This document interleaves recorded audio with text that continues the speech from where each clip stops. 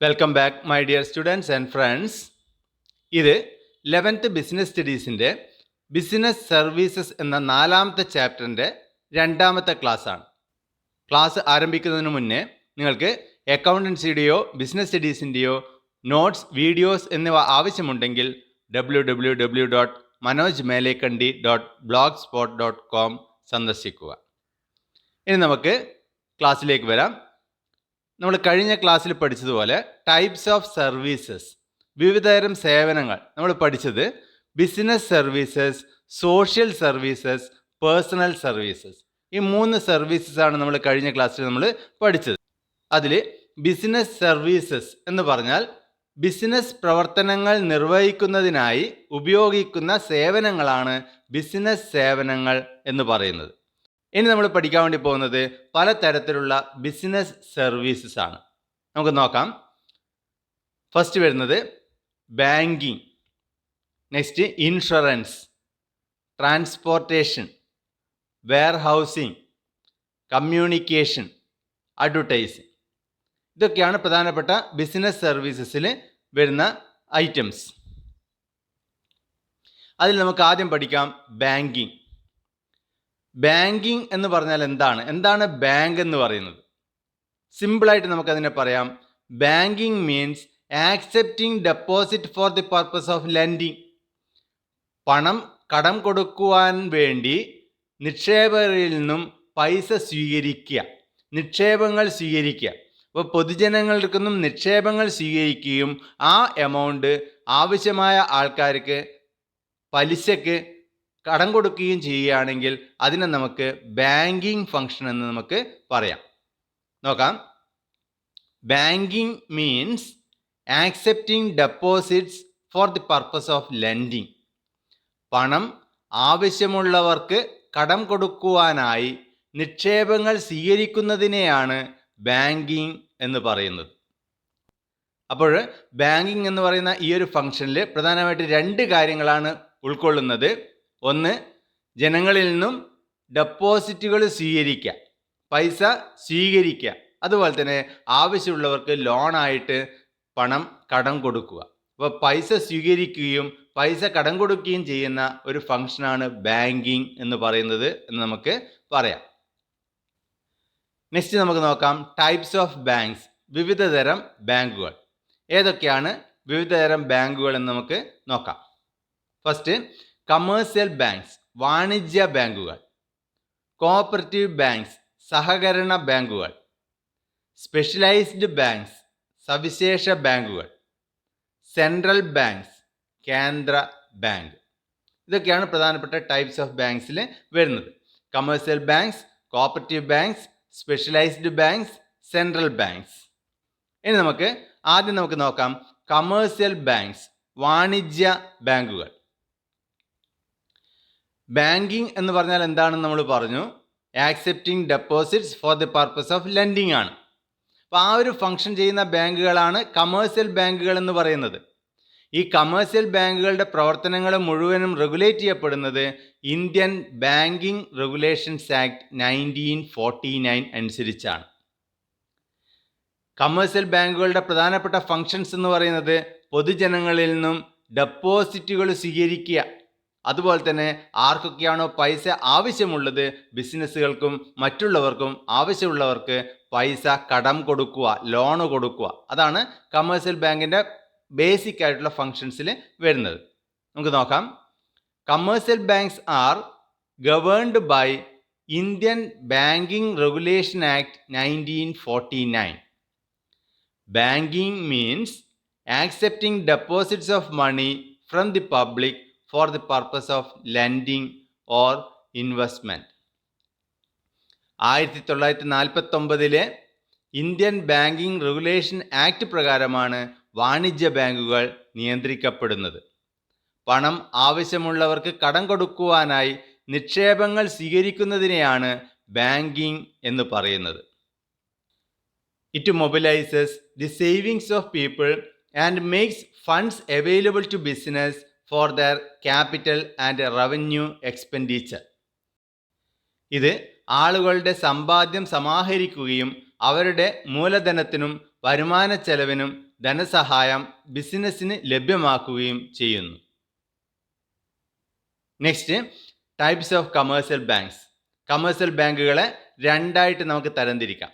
There are 2 types of commercial banks. എന്തൊക്കെയാണെന്ന് നോക്കാം. First, public sector banks, പൊതുമേഖലാ ബാങ്കുകൾ. പൊതുമേഖലാ ബാങ്കുകൾ അല്ലെങ്കിൽ പബ്ലിക് സെക്ടർ ബാങ്ക്സ് എന്ന് പറയുന്നത് these are banks which are owned, managed and controlled by government. ഗവൺമെൻറ്റിൻ്റെ അധീനതയിലുള്ള ബാങ്കുകൾ, അതിനെയാണ് നമ്മൾ പറയുന്നത് പബ്ലിക് സെക്ടർ ബാങ്ക്സ് എന്ന് പറയുന്നത്. ഉദാഹരണം SBI, Punjab national bank, Indian overseas bank, bank of Baroda, Canara bank etcetera. രണ്ടാമത്തത് പ്രൈവറ്റ് സെക്ടർ ബാങ്ക്സ്, സ്വകാര്യ മേഖലാ ബാങ്കുകൾ. സ്വകാര്യ മേഖലാ ബാങ്കുകൾ എന്ന് പറയുമ്പോൾ these are owned, managed and controlled by private individuals or group of individuals. ഇവയുടെ ഉടമസ്ഥാവകാശവും നിയന്ത്രണവും സ്വകാര്യ വ്യക്തികൾ ആണ്. ഉദാഹരണം HDFC bank, ICICI bank, federal bank, UTI, Kotak Mahindra bank etcetera. ഇനി രണ്ടാമത്തെ ബാങ്കാണ് കോഓപ്പറേറ്റീവ് ബാങ്ക്സ്, സഹകരണ ബാങ്കുകൾ. കോഓപ്പറേറ്റീവ് ബാങ്ക്സ് എന്ന് പറയുന്നത് സ്റ്റേറ്റ് കോഓപ്പറേറ്റീവ് സൊസൈറ്റീസ് ആക്ട് പ്രകാരം രൂപീകരിക്കുകയും പ്രവർത്തിക്കുകയും ചെയ്യുന്ന ബാങ്കുകളെയാണ് പറയുന്നത് കോഓപ്പറേറ്റീവ് ബാങ്കുകൾ എന്ന് പറയുന്നത്. ഇത്തരം കോഓപ്പറേറ്റീവ് ബാങ്കുകൾ രൂപീകരിക്കുന്നത് ഒരു പ്രദേശത്തെ ആൾക്കാർ ഒത്തുചേർന്നുകൊണ്ട് അവർക്ക് മിതമായ നിരക്കിൽ ലോൺ സൗകര്യങ്ങൾ ലഭിക്കാൻ വേണ്ടിയിട്ടാണ് ഇത്തരം ബാങ്കുകൾ സ്ഥാപിക്കുന്നത്. ഒരു പ്രദേശത്തെ ആളുകളുടെ അഗ്രികൾച്ചറൽ പർപ്പസിനും അതുപോലുള്ള മറ്റ് പർപ്പസിനും ആവശ്യമായ ഫണ്ടുകൾ കണ്ടെത്താൻ വേണ്ടി റീസണബിൾ ടേംസ് ആൻഡ് കണ്ടീഷൻസിൽ ഫണ്ടുകൾ അവൈലബിൾ ആക്കുക എന്നുള്ള ഉദ്ദേശത്തോടു കൂടി അതിലെ അംഗങ്ങൾ മുഴുവനും ചേർന്നുകൊണ്ട് ഒരു bank state cooperative societies act പ്രകാരം രൂപീകരിക്കുകയാണെങ്കിൽ അതിനെ നമുക്ക് കോഓപ്പറേറ്റീവ് ബാങ്കുകൾ എന്ന് പറയാം. ഇത് റൂറൽ ക്രെഡിറ്റിൻ്റെ പ്രധാനപ്പെട്ട ഒരു സോഴ്സ് ആണെന്ന് നമുക്ക് പറയാം. നമ്മൾ ഒരുപാട് കോഓപ്പറേറ്റീവ് ബാങ്കുകൾ നമ്മുടെ ചുറ്റും നമുക്ക് കാണാൻ വേണ്ടി സാധിക്കും. നോക്കാം. Cooperative banks are governed by the provisions of state cooperative societies act. സംസ്ഥാന സഹകരണ സൊസൈറ്റി ആക്ടിൻ്റെ വ്യവസ്ഥകൾക്കനുസൃതമായാണ് സഹകരണ ബാങ്കുകൾ പ്രവർത്തിക്കുന്നത്. It provides cheap credit facilities to their members.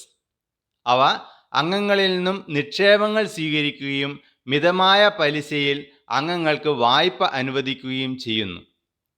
It is an important source of rural credit. അവ ഗ്രാമീണ മേഖലയിലെ വായ്പയുടെ പ്രധാന സ്രോതസ്സാണ്.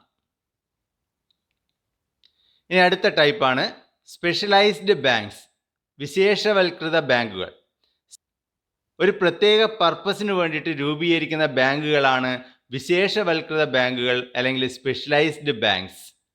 അഗ്രികൾച്ചറിനെ പ്രൊമോട്ട് ചെയ്യാൻ വേണ്ടി മാത്രമായിട്ട് ഒരു ബാങ്ക് സ്ഥാപിക്കുകയാണ്, അല്ലെങ്കിൽ വ്യവസായങ്ങൾക്ക് ആവശ്യമായ ഫണ്ടുകൾ പ്രൊവൈഡ് ചെയ്യുക എന്നുള്ള ഉദ്ദേശത്തോടു കൂടി മാത്രമായിട്ടൊരു ബാങ്ക് സ്ഥാപിക്കുകയാണ്, അല്ലെങ്കിൽ ഇമ്പോർട്ടും എക്സ്പോർട്ടുകളും കൈകാര്യം ചെയ്യുക എന്നുള്ള ഉദ്ദേശത്തോടു കൂടി മാത്രം ഒരു ബാങ്ക് സ്ഥാപിക്കുകയാണ്. വിദേശ നാണ്യങ്ങൾ കൈകാര്യം ചെയ്യാൻ വേണ്ടി മാത്രമായിട്ടൊരു ബാങ്ക് സ്ഥാപിക്കുകയാണെങ്കിൽ ഇത്തരം ബാങ്കുകളെ നമുക്ക് സ്പെഷ്യലൈസ്ഡ് ബാങ്കുകൾ എന്ന് നമുക്ക് പറയാം. നോക്കാം. Banks that provide specific needs or unique activities are called specialised banks. പൊതുജനങ്ങൾക്ക് പ്രത്യേക സേവനങ്ങൾ നൽകുന്നവരാണ് വിശേഷവൽകൃത ബാങ്കുകൾ. These are foreign exchange banks, industrial banks, development banks, export import banks etcetera. ഇവയിൽ വിദേശ നാണ്യ വിനിമയ ബാങ്കുകൾ, വ്യവസായ ബാങ്കുകൾ, ഡെവലപ്മെൻറ്റ് ബാങ്കുകൾ, ഇറക്കുമതി കയറ്റുമതി എക്സിം ബാങ്കുകൾ എന്നിവ ഉൾപ്പെടുന്നു. നെക്സ്റ്റ് വരുന്നതാണ് സെൻട്രൽ ബാങ്ക്. സെൻട്രൽ ബാങ്ക് എന്ന് പറയുമ്പോൾ ഒരു രാജ്യത്തെ എല്ലാ കമേഴ്സ്യൽ ബാങ്കുകളെയും നിയന്ത്രിക്കുന്ന ഒരു അപ്പെക്സ് ബാങ്കാണ് സെൻട്രൽ ബാങ്ക് എന്ന് പറയുന്നത്. ഗവൺമെൻറ്റിൻ്റെ ബാങ്ക് എന്നുള്ള നിലയിലും സെൻട്രൽ ബാങ്ക് പ്രവർത്തിക്കുന്നുണ്ട്. ഒരു രാജ്യത്തെ കറൻസി എത്രമാത്രം ആവശ്യമുണ്ട്, ആ കറൻസികൾ പ്രിൻ്റ് ചെയ്യുക, അതുപോലെ തന്നെ ഒരു രാജ്യത്തെ ക്രെഡിറ്റ് പോളിസികളെ കൺട്രോൾ ചെയ്യുക, അതൊക്കെ തന്നെ ചെയ്യുന്നത് സെൻട്രൽ ബാങ്കാണ്. നമ്മുടെ രാജ്യത്തെ സംബന്ധിച്ചിടത്തോളം ഇന്ത്യയുടെ സെൻട്രൽ ബാങ്ക് എന്ന് പറയുന്നത് റിസർവ് ബാങ്ക് ഓഫ് ഇന്ത്യ ആണ്. നോക്കാം. The bank which supervises, controls and regulates all commercial banks of a country is called central bank. ഒരു രാജ്യത്തെ എല്ലാ വാണിജ്യ ബാങ്കുകളുടെയും മേൽനോട്ടം വഹിക്കുകയും അവയെ നയിക്കുകയും നിയന്ത്രിക്കുകയും ചെയ്യുന്ന ബാങ്കാണ് central bank. It also acts as a government's bank. ഇത് സർക്കാരിൻ്റെ ബാങ്കായി പ്രവർത്തിക്കുകയും ചെയ്യുന്നു. It controls and coordinates currency and credit policy of a country. ഇത് രാജ്യത്തെ കറൻസി നിയന്ത്രിക്കുകയും വായ്പാ നയങ്ങൾ നിയന്ത്രിക്കുകയും ചെയ്യുന്നു. The reserve bank of India RBI is the central bank of our country. നമ്മുടെ രാജ്യത്തെ സെൻട്രൽ ബാങ്ക് എന്ന് പറയുന്നത് റിസർവ് ബാങ്ക് ഓഫ് ഇന്ത്യ ആണ്. ഇനി നമുക്ക് നോക്കാം ടൈപ്സ് ഓഫ് ബാങ്ക്സ്, വിവിധ തരം ബാങ്കുകൾ. നമ്മൾ ഏതൊക്കെ ബാങ്കുകളാണ് ഇപ്പോൾ പഠിച്ചതെന്ന് നമുക്ക് നോക്കാം. ഫസ്റ്റ്, കമേഴ്സ്യൽ ബാങ്ക്സ്, വാണിജ്യ ബാങ്കുകൾ. കോഓപ്പറേറ്റീവ് ബാങ്ക്സ്, സഹകരണ ബാങ്കുകൾ. സ്പെഷ്യലൈസ്ഡ് ബാങ്ക്സ്, വിശേഷവൽകൃത ബാങ്കുകൾ. Central banks, central bank. അതുപോലെ തന്നെ കമേഴ്സ്യൽ ബാങ്കുകളെ അല്ലെങ്കിൽ വാണിജ്യ ബാങ്കുകളെ നമുക്ക് രണ്ടായിട്ട് തരംതിരിക്കാം: public sector banks and private sector banks. ഇനി നമ്മൾ പഠിക്കാൻ വേണ്ടി പോകുന്നത് ഫങ്ഷൻസ് ഓഫ് കമേഴ്സ്യൽ ബാങ്ക്സ്.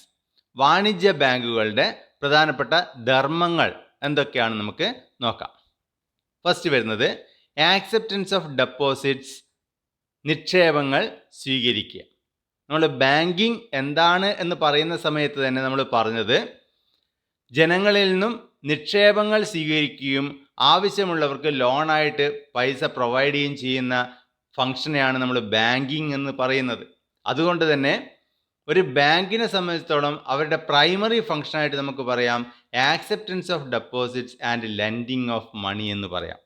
നിക്ഷേപങ്ങൾ സ്വീകരിക്കുകയും ആവശ്യമുള്ളവർക്ക് പണം കടം കൊടുക്കുകയും ചെയ്യുന്ന ഫങ്ഷൻസ് ആണ് ബാങ്കിങ്ങിൻ്റെ പ്രധാനപ്പെട്ട ഫങ്ഷൻസ് എന്ന് നമുക്ക് പറയാം.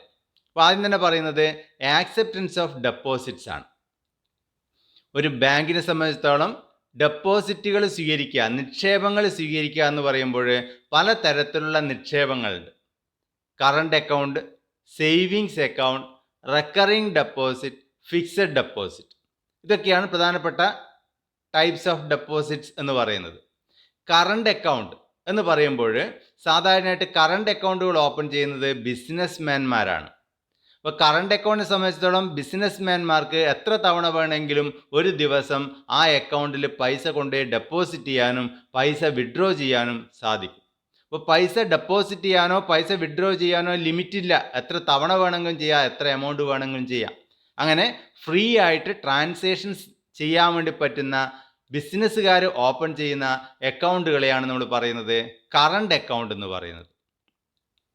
Next, savings account. Savings account എന്ന് പറയുന്നത് സാധാരണയായിട്ട് നമ്മളെപ്പോലത്തെ ആൾക്കാർ, പൊതുജനങ്ങൾ ഓപ്പൺ ചെയ്യുന്ന അക്കൗണ്ടാണ് സേവിങ്സ് അക്കൗണ്ട്. നെക്സ്റ്റ് വരുന്നതാണ് റെക്കറിംഗ് ഡെപ്പോസിറ്റ്. റെക്കറിംഗ് ഡെപ്പോസിറ്റ് അല്ലെങ്കിൽ ക്യുമുലേറ്റീവ് ഡെപ്പോസിറ്റ് എന്ന് പറയുമ്പോൾ എല്ലാ മാസവും അല്ലെങ്കിൽ എല്ലാ ആഴ്ചയും ഒരു നിശ്ചിത തുക വീതം ബാങ്കിൽ കൊണ്ടുപോയി ഡെപ്പോസിറ്റ് ചെയ്യുകയാണെങ്കിൽ അതിനെയാണ് പറയുന്നത് റെക്കറിംഗ് ഡെപ്പോസിറ്റ് എന്ന് പറയുന്നത്. എക്സാമ്പിൾ, ഇനി വരുന്ന 5 വർഷം ഓരോ മാസവും ഒരു 2000 രൂപ വീതം ബാങ്കിൽ നിക്ഷേപിക്കുന്നു. അങ്ങനെ ഇനി വരുന്ന 5 വർഷത്തേക്ക് ഓരോ മാസവും 2000 രൂപ വീതം വെച്ച് ബാങ്കിൽ നിക്ഷേപിക്കുമ്പോൾ 5 വർഷം കഴിയുന്ന സമയത്ത് നമ്മുടെ ഡെപ്പോസിറ്റ് തുകയും അതിൻ്റെ ഇൻട്രസ്റ്റും ചേർത്തിട്ട് മൊത്തം എമൗണ്ട് നമുക്ക് തിരിച്ചു കിട്ടുന്നു. അങ്ങനെയുള്ള ഡെപ്പോസിറ്റാണ് റെക്കറിംഗ് ഡെപ്പോസിറ്റ് എന്ന് പറയുന്നത്. പിന്നെ വരുന്നതാണ് ഫിക്സഡ് ഡെപ്പോസിറ്റ്. ഫിക്സഡ് ഡെപ്പോസിറ്റ് എന്ന് പറയുമ്പോൾ ഒരു ഫിക്സഡ് എമൗണ്ട് ഒരു ഫിക്സഡ് കാലയളവിലേക്കായിട്ട് ബാങ്കിൽ കൊണ്ടുപോയി നിക്ഷേപിക്കുന്നു. എക്സാമ്പിൾ, 1,00,000 രൂപ ഒരു വർഷത്തേക്ക് ബാങ്കിൽ കൊണ്ടുപോയി നിക്ഷേപിക്കുകയാണ്. അപ്പോൾ ഒരു വർഷം കഴിഞ്ഞാൽ മാത്രമേ ആ പൈസ നമ്മൾ ബാങ്കിൽ നിന്ന് പിൻവലിക്കുകയുള്ളൂ. അങ്ങനെ ഒരു ഫിക്സഡ് തുക ഫിക്സഡ് കാലയളവിലേക്കായിട്ട് ബാങ്കിൽ നിക്ഷേപിക്കുകയാണെങ്കിൽ അതിന് നമുക്ക് ഫിക്സഡ് ഡെപ്പോസിറ്റ് എന്ന് പറയാം. നോക്കാം. Banks accept deposits through current account, savings account, recurring deposit and fixed deposit. Savings accounts are for encouraging savings by individuals. Fixed accounts are time deposits with a higher rate of interest. Current account, savings account, ആവർത്തന നിക്ഷേപം, സ്ഥിര നിക്ഷേപം എന്നിവയിലൂടെ ബാങ്കുകൾ നിക്ഷേപം സ്വീകരിക്കുന്നു. വ്യക്തികളുടെ സമ്പാദ്യം പ്രോത്സാഹിപ്പിക്കുന്നതിനാണ് സേവിങ്സ് അക്കൗണ്ടുകൾ. ഉയർന്ന പലിശ നിരക്കിലുള്ള സമയ നിക്ഷേപങ്ങളാണ് സ്ഥിര അക്കൗണ്ടുകൾ. ഇനി രണ്ടാമത്തെ ഫംഗ്ഷൻ ലെൻഡിങ് ഓഫ് മണി, പണം കടം കൊടുക്കൽ. ബാങ്കിങ്ങിനെ സംബന്ധിച്ചിടത്തോളം ബാങ്കുകൾ പണം ഡെപ്പോസിറ്റായിട്ട് സ്വീകരിക്കുന്നത്, നിക്ഷേപമായിട്ട് സ്വീകരിക്കുന്നത് തന്നെ ആ പണം ആവശ്യമുള്ളവർക്ക് കടമായിട്ട് കൊടുക്കാനാണ്, ലോണായിട്ട് കൊടുക്കാൻ വേണ്ടിയാണ്. അപ്പോൾ പലതരത്തിൽ ബാങ്കുകൾ ലോണായിട്ട് ആവശ്യക്കാർക്ക് പൈസ കൊടുക്കുന്നുണ്ട്. ഓവർ ഡ്രാഫ്റ്റ്, ഒരു കറണ്ട് അക്കൗണ്ടിൽ എത്ര തുകയാണോ ബിസിനസ് ഡെപ്പോസിറ്റ് ചെയ്തിരിക്കുന്നത് അതിനേക്കാൾ കൂടുതൽ തുക പിൻവലിക്കാൻ വേണ്ടി അവരെ അനുവദിക്കുകയാണെങ്കിൽ അതിനെയാണ് പറയുന്നത് ഓവർ ഡ്രാഫ്റ്റ് എന്ന് പറയുന്നത്. ഇപ്പോൾ ബിസിനസ്മാൻമാർ ഓപ്പൺ ചെയ്യുന്ന അക്കൗണ്ടായ കറണ്ട് അക്കൗണ്ടിൽ എത്ര തുകയാണോ ഡെപ്പോസിറ്റ് ചെയ്തിരിക്കുന്നത് അതിനേക്കാൾ കൂടുതൽ തുക പിൻവലിക്കാൻ വേണ്ടി അവരെ അനുവദിക്കുകയാണെങ്കിൽ അതിനെ പറയുന്നതാണ് ഓവർ ഡ്രാഫ്റ്റ് എന്ന് പറയുന്നത്. അതുപോലെ ക്യാഷ് ക്രെഡിറ്റ്, മൊത്തത്തിലൊരു തുക ലോണായിട്ട് പ്രൊവൈഡ് ചെയ്യുന്നു. അപ്പോൾ അക്കൗണ്ടിൽ നിന്ന് ആവശ്യമുള്ള സമയത്ത് ആ പൈസ പിൻവലിക്കാൻ വേണ്ടി കഴിയും. നെക്സ്റ്റ് വരുന്നതാണ് ഡിസ്കൗണ്ടിങ് ഓഫ് ട്രേഡ് ബിൽ, അതുപോലെ term loans, consumer credits and other miscellaneous advances. നമുക്ക് നോക്കാം. Second major activity of commercial banks is to provide loans and advances. These advances can be made in the form of overdraft, cash credit, discounting trade bills, term loans, consumer credits and other miscellaneous advances. വാണിജ്യ ബാങ്കുകളുടെ രണ്ടാമത്തെ പ്രധാന പ്രവർത്തനം വായ്പയും അഡ്വാൻസും നൽകുക എന്നതാണ്. ഓവർഡ്രാഫ്റ്റുകൾ, cash ക്രെഡിറ്റുകൾ, ബില്ലുകളുടെ discounting, term ലോണുകൾ, ഉപഭോക്തൃ ക്രെഡിറ്റുകൾ, മറ്റ് പല അഡ്വാൻസുകൾ തുടങ്ങി പലവിധ വായ്പകൾ ബാങ്കുകൾ അനുവദിക്കാറുണ്ട്. നെക്സ്റ്റ് വരുന്നതാണ് ചെക്ക് ഫെസിലിറ്റി, ചെക്ക് സൗകര്യം. നോക്കാം. It is the most convenient and an inexpensive medium of exchange. Banks render a very important service to their customers by collecting their cheques drawn on other banks. പണം കൈമാറ്റത്തിന് ഏറ്റവും അനുയോജ്യമായതും ചെലവ് കുറഞ്ഞതുമായ രീതിയാണ് ചെക്കുകൾ. ഉപഭോക്താക്കൾക്ക് നൽകിയ മറ്റു ബാങ്കുകളുടെ ചെക്കുകൾ സ്വീകരിക്കുക എന്ന ധർമ്മം ബാങ്കുകൾ നിർവഹിക്കുന്നു. നെക്സ്റ്റ്, റെമിറ്റൻസ് ഓഫ് ഫണ്ട്സ്, പണമടക്കൽ. നമ്മുടെ അക്കൗണ്ട് എവിടെയാണോ ഉള്ളത് ആ അക്കൗണ്ടിൽ നിന്നും പൈസ മറ്റൊരാളുടെ അക്കൗണ്ടിലേക്ക്, മറ്റൊരു പ്ലേസിലുള്ള അക്കൗണ്ടിലേക്ക് കൈമാറുക എന്നുള്ളതാണ് റെമിറ്റൻസ് ഓഫ് ഫണ്ട് കൊണ്ട് ഉദ്ദേശിക്കുന്നത്. അപ്പോൾ നമ്മുടെ അക്കൗണ്ടിലുള്ള ഫണ്ട് വേറൊരു അക്കൗണ്ടിലേക്ക് കൈമാറാനുള്ള മീഡിയംസ് ആണ് ബാങ്ക് ഡ്രാഫ്റ്റുകൾ, പേ ഓർഡേഴ്സ് അല്ലെങ്കിൽ മെയിൽ ട്രാൻസ്ഫേഴ്സ് എന്നൊക്കെ പറയുന്നത്. നോക്കാം. Another function of commercial banks is to transfer funds from one place to another. The transfer of funds is through bank draft, pay orders or mail transfers. വാണിജ്യ ബാങ്കുകളുടെ മറ്റൊരു പ്രവർത്തനം fund ഒരിടത്തു നിന്നും മറ്റൊരിടത്തേക്ക് കൈമാറുക എന്നതാണ്. ബാങ്ക് ഡ്രാഫ്റ്റുകൾ, പേ ഓർഡറുകൾ അല്ലെങ്കിൽ മെയിൽ കൈമാറ്റങ്ങൾ വഴിയാണ് ഫണ്ട് കൈമാറ്റം. ലാസ്റ്റ് വരുന്ന ഫംഗ്ഷനാണ് അലൈഡ് സർവീസസ്, അനുബന്ധ സേവനങ്ങൾ. സാധാരണ ഒരു ബാങ്കുകൾ പ്രൊവൈഡ് ചെയ്യുന്ന നേരത്തെ പറഞ്ഞിരിക്കുന്ന സർവീസസ് കൂടാതെ മറ്റ് പല സർവീസ് കൂടി പ്രൊവൈഡ് ചെയ്യുന്നുണ്ട്. Example bill payment. നമുക്ക് ടെലിഫോൺ ബില്ല് വന്നു, ആ ടെലിഫോൺ ബില്ല് പേ ചെയ്യണം. അപ്പോൾ ടെലിഫോൺ ബില്ല് പേ ചെയ്യാൻ വേണ്ടി നമ്മൾ ബാങ്കിന് ഏർപ്പാട് ചെയ്താൽ മതി. അപ്പോൾ ടെലിഫോൺ ബില്ലിൻ്റെ ഒരു കോപ്പി ബാങ്കിന് ലഭിക്കുമ്പോൾ ബാങ്ക് നമ്മുടെ അക്കൗണ്ടിൽ നിന്ന് അത്രയും പൈസ എടുത്ത് ടെലികോം ഡിപ്പാർട്ട്മെൻറ്റിലേക്ക് അടച്ചോളും. അതുപോലെ ഇലക്ട്രിസിറ്റി ചാർജ്, ഇലക്ട്രിസിറ്റി ബില്ലിൻ്റെ പൈസ അടക്കാൻ വേണ്ടി നമ്മൾ ബാങ്കിനെ ഏർപ്പാടാക്കി കഴിഞ്ഞാൽ അതിൻ്റെ കോപ്പി ബാങ്കിന് കിട്ടുമ്പോൾ ബാങ്ക് നമ്മുടെ അക്കൗണ്ടിൽ നിന്ന് അത്രയും പൈസ പിൻവലിച്ച് ആ ഇലക്ട്രിസിറ്റി പ്രൊവൈഡിങ് കമ്പനിക്ക് പൈസ കൊടുത്തോളും. അതുപോലെ വരുന്ന മറ്റൊന്നാണ് ലോക്കർ ഫെസിലിറ്റീസ്. ലോക്കർ ഫെസിലിറ്റീസ് എന്ന് പറയുമ്പോൾ ബാങ്കുകൾ റെൻറ്റ് ഈടാക്കിക്കൊണ്ട് കസ്റ്റമേഴ്സിൻ്റെ വാല്യുബിൾസ്, ഗോൾഡ്, ഡയമണ്ട് അല്ലെങ്കിൽ വാല്യുബിൾ ഡോക്യുമെൻറ്റ്സ് എന്നിവ സൂക്ഷിക്കാനുള്ള ഒരു ചെറിയൊരു സ്പേസ് പ്രൊവൈഡ് ചെയ്യുന്നു. ആ ഫെസിലിറ്റിയാണ് നമ്മൾ പറയുന്നത് ലോക്കർ ഫെസിലിറ്റീസ് എന്ന് പറയുന്നത്. Under writing services. Under writing services എന്ന് പറയുമ്പോൾ കമ്പനികൾ ഷെയറുകൾ ഇഷ്യൂ ചെയ്യുന്ന സമയത്ത് 90% ഷെയറുകളെങ്കിലും പബ്ലിക് വാങ്ങിച്ചാൽ മാത്രമേ ഷെയർ ഇഷ്യൂ ആയിട്ട് കമ്പനിക്ക് മുന്നോട്ട് പോകാൻ വേണ്ടി സാധിക്കുകയുള്ളൂ. അപ്പോൾ എന്തെങ്കിലും കാരണവശാൽ പൊതുജനങ്ങൾ 90% ഷെയറുകൾ വാങ്ങിക്കുന്നില്ല എങ്കിൽ കമ്പനിക്ക് അവിടെ വെച്ച് എല്ലാ ആക്ടിവിറ്റീസും സ്റ്റോപ്പ് ചെയ്യേണ്ടതായിട്ട് വരും. അത് ഒഴിവാക്കാൻ വേണ്ടിയിട്ട് ആണ് അണ്ടർ റൈറ്റിംഗ് എന്ന് പറയുന്ന സേവനമുള്ളത്. അപ്പോൾ ബാങ്കുകൾ അണ്ടർ റൈറ്റ് ചെയ്യുന്നു എന്ന് പറഞ്ഞു കഴിഞ്ഞാൽ ആ കമ്പനിയുടെ ഷെയറുകൾ എന്തെങ്കിലും കാരണവശാൽ പൊതുജനങ്ങൾ വാങ്ങിക്കുന്നില്ല എങ്കിൽ ബാക്കി വരുന്ന ഷെയറുകൾ ബാങ്ക് വാങ്ങിച്ചു കൊള്ളാം എന്നുള്ളൊരു ഉറപ്പ് കൊടുക്കുകയാണ് അവിടെ ചെയ്യുന്നത്. അതിനാണ് പറയുന്നത് അണ്ടർ റൈറ്റിംഗ് സർവീസസ് എന്ന് പറയുന്നത്.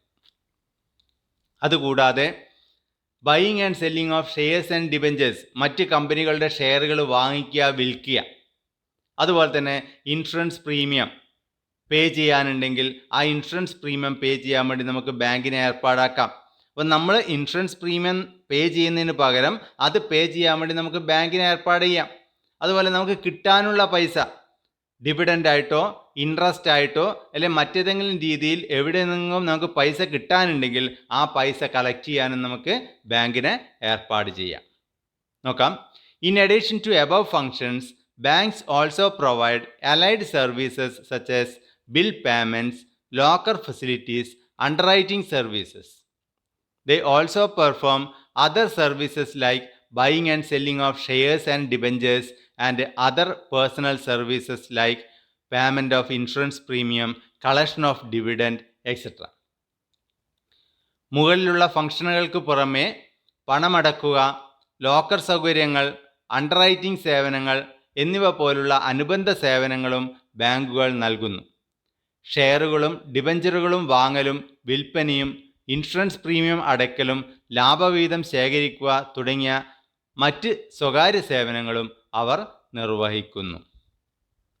ഇതോടുകൂടി ഇന്നത്തെ ക്ലാസ് ഇവിടെ അവസാനിക്കുകയാണ്. ക്ലാസ് ഇഷ്ടപ്പെട്ടെങ്കിൽ ചാനൽ സബ്സ്ക്രൈബ് ചെയ്യുക, ഷെയർ ചെയ്യുക, അതുപോലെ തന്നെ ലൈക്ക് ചെയ്യുക. അടുത്ത ക്ലാസ്സിൽ കാണുന്നതുവരെ എല്ലാവർക്കും നന്ദി, നമസ്കാരം.